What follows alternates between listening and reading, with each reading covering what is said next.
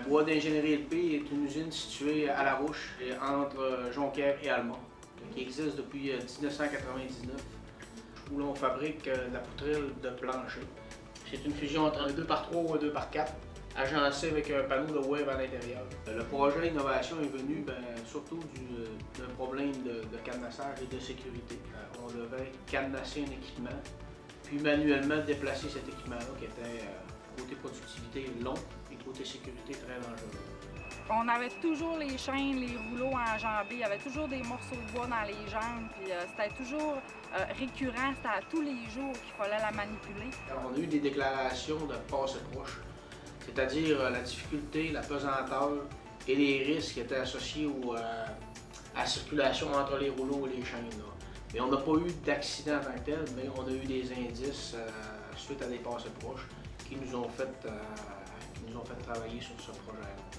En rajoutant le deuxième module de scie, on a dit en même temps on va penser un système pour que ça puisse se déplacer à distance, si on veut, sans avoir besoin de tout cadenasser. Avant, tout était manuel. Quand on coupait les paquets en deux, il fallait cadenasser 6 à 7 sectionneurs à la fois. L'entrée d'air aussi pour la pression. Après ça, faire notre test de démarrage, déplacer la scie manuellement, remettre le frein pour justement être sûr qu'elle ne se déplace pas. Après ça, enjamber les rouleaux avec notre tape à mesurer pour s'assurer d'avoir la bonne dimension. Après ça, revenir décadenasser tout ça, démarrer le planeur pour pouvoir faire entrer du bois, pour pouvoir le couper au moins 1 à 2 morceaux pour pouvoir se mesurer pour vérifier. Et si ça n'allait pas, il va falloir recommencer le cadenassage complet pour aller redéplacer la scie au besoin. Oui, c'est de pouvoir déplacer les scies et de pouvoir savoir exactement la longueur qu'on avait, c'est de pouvoir les mesurer sans avoir à dérouler un tape et à rentrer dans l'équipement. On voulait que ça reste simple aussi au départ, c'est que pour le cadenassage, on voulait pas rajouter d'autres sources d'énergie. Fait qu'on avait déjà une unité hydraulique qui était en dessous. Ah, c'est merveilleux. Premièrement, c'est beaucoup moins dangereux.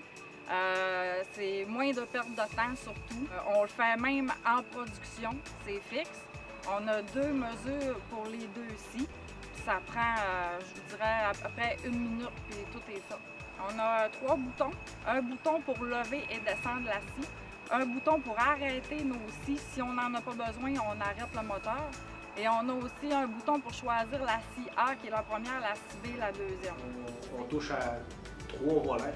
On touche à la productivité, la sécurité des gens, puis la qualité, parce qu'on est capable d'être ajusté plus précisément. Oui, la compagnie est à notre écoute au niveau de ça. Justement, ils ont fait des modifications à l'étireuse, présentement au chargeur. Le département est très fier d'avoir contribué au développement. On a cette liberté-là ici, puis je pense qu'on en profite bien parce que c'est quelque chose qui nous valorise en tant que mécanicien. Il y a un appel d'entraînement, je pense que toute l'équipe participe au projet, tous les projets qu'on fait, tout le monde met son grain de sel tout le temps, puis l'équipe en est fière, je pense qu'on a une belle gang, puis les gens aiment ça.